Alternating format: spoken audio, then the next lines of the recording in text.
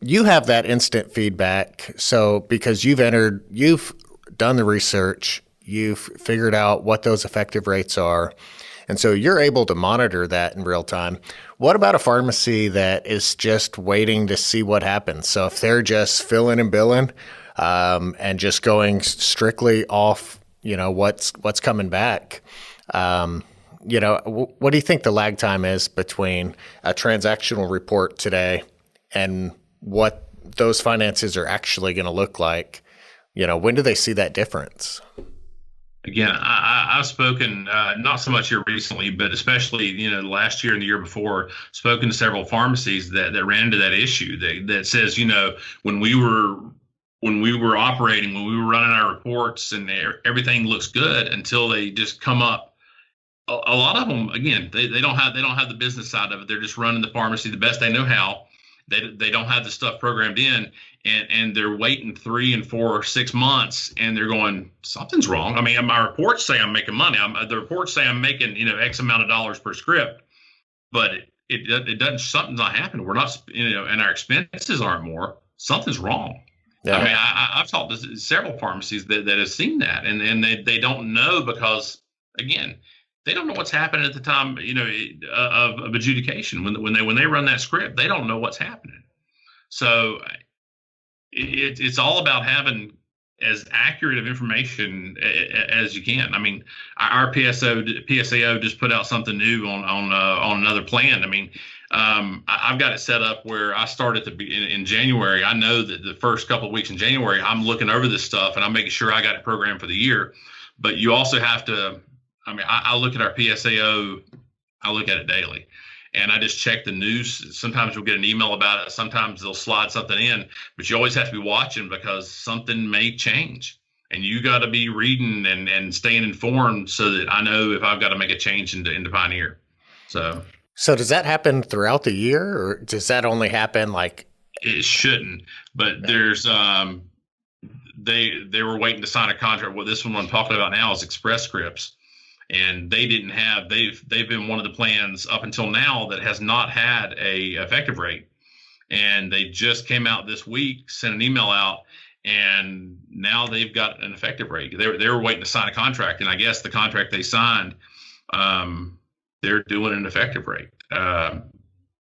So we've got to get that programmed in. I want to study that, make sure I got it right, and get the numbers put in. So again, right now we're flying a little bit blind until I get those numbers in. So.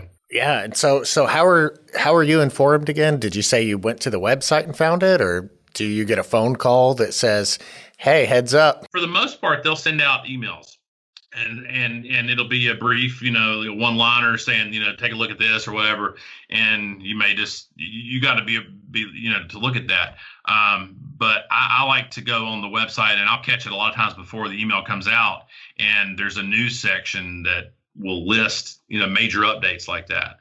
And I noticed it, and I know it's something that we've got to address here in the next day or so. But again, I want to make sure that I understand exactly what it is. I'm actually waiting on a list of bins that it applies to and group numbers, because you just can't go in there and say, hey, it's just Express Scripts. You got to go in there and program it correctly. I mean, but before this, Express Scripts was one of those that they paid poorly. But without programming anything, you knew they paid poorly. I mean, whatever you saw was what was happening, and that's fine.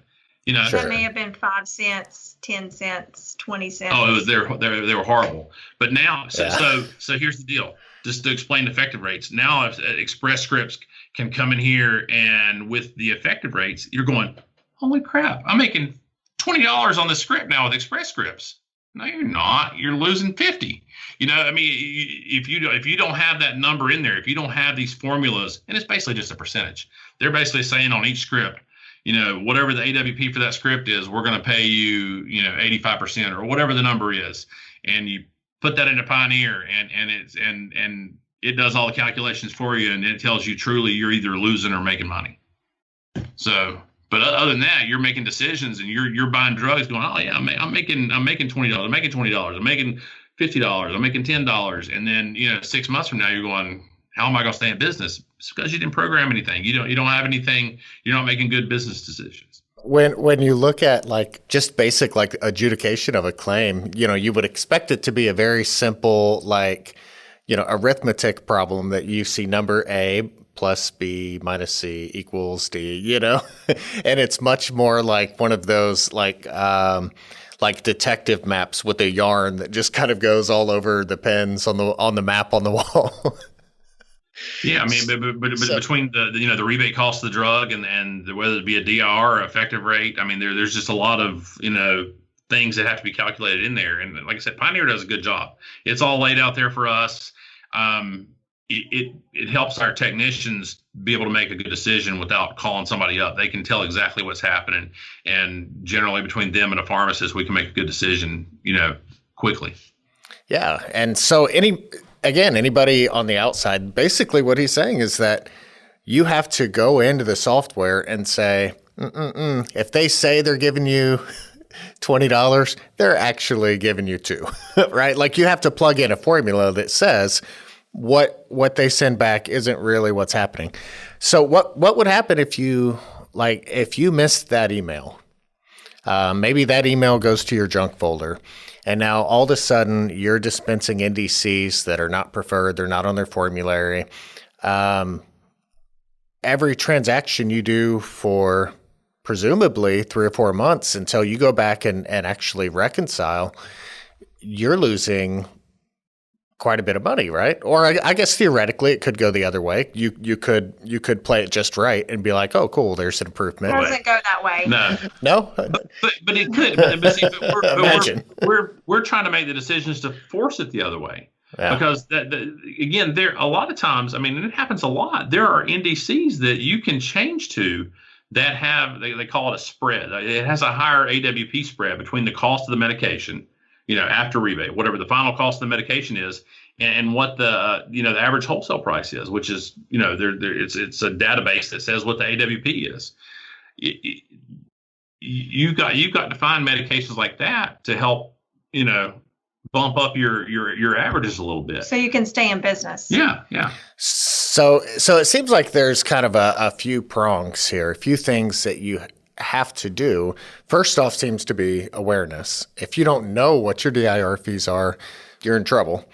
The second thing is, it seems like mitigation. You need to take that information, put it into the system, make sure you're taking that DIR fee into account. And that could be a percentage, it could be a flat rate, it could be an effective rate for the item. Like, it could be a lot of different ways that you're taking those fees into account. But then it sounds like you can also do a bit of optimization. So there are opportunities there if you're, playing within the confines that are given to you. So can you give me maybe like share a success story? Do you have a specific item that you can kind of nail down and say, this is one that we've optimized and taken advantage of? We do have metformin as example of one. They make a couple different types of metformin. There's an osmotic metformin, and is actually preferred by patients because it cuts back on the amount of side effects that patients experience.